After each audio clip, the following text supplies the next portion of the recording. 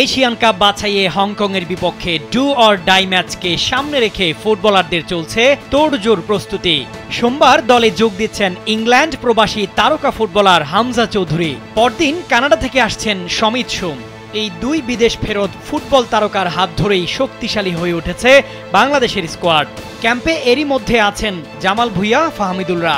বাংলাদেশ এখনো জয়ের দেখা পায়নি বাছাই পর্বে, একটি ড্র ও একটি হার। বিপরীতে হংকং আসছে দুই ম্যাচে 2 জয় নিয়ে। 9 অক্টোবর বৃহস্পতিবার রাত 8টায় ঢাকার জাতীয় স্টেডিয়ামে মুখোমুখি হবে দুই দল। লাল সবুজ প্রতিনিধিদের এশিয়ান কাপে যাওয়ার স্বপ্ন কাগজে কলমে টিকে আছে এখনো। সেই স্বপ্নে রং তুলতে হলে হংকংয়ের বিপক্ষে এই ম্যাচে জয় ছাড়া কোনো বিকল্প নেই।